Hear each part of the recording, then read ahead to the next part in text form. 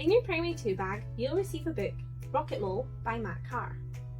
Also in your bag, you'll receive a booklet which has lots of fun activities for sharing the books at home. We hope that you enjoy this read along of Rocketmole.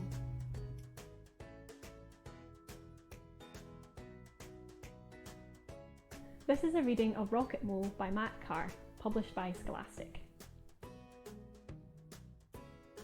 Armstrong the mole was fed up with living underground. It was dark, damp and dirty, and a bit boring. But boring is what moles do, laughed his friend Mona. You see, Armstrong was a star-nosed mole. Instead of digging down, he preferred to look up. He was also a clever and inventive mole.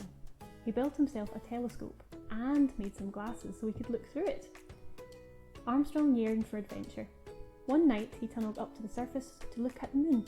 It was amazing, glowing brightly in the night sky.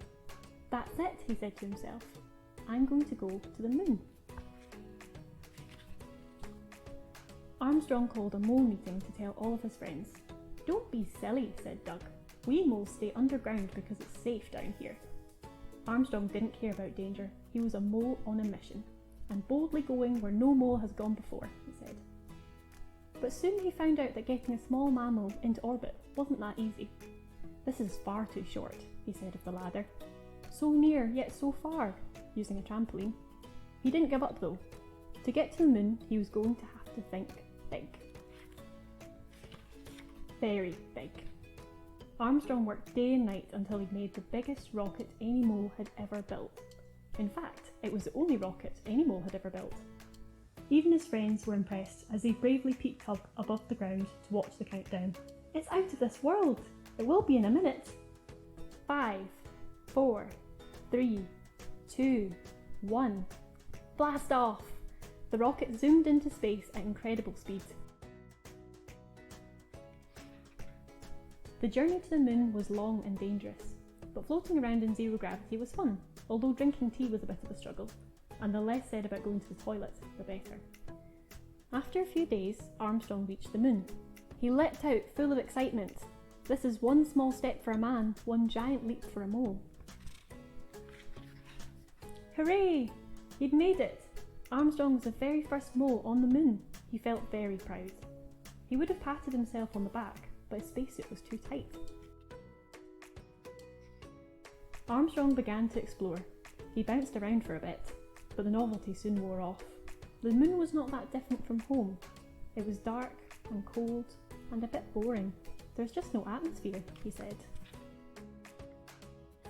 Suddenly, Armstrong felt very small. He sat down for a spot of lunch. The world looked so beautiful with its oceans, lands and fluffy clouds. I miss the earth and I miss my friends, he sighed. He tried to eat his dehydrated cheese sandwich, but he couldn't get it past his helmet. It's time to go home, he said. Armstrong headed back down to Earth and landed with a bump. He was about to go underground to find his friends when they surprised him. They plucked up the courage and ventured above ground to welcome him home. You're an inspiration to us all, said Maggie. You've shown that if you're brave enough to follow your dreams, anything is possible. It's one giant leap for molekind, chuckled Armstrong. The welcome home party was brilliant, but Armstrong looked glum.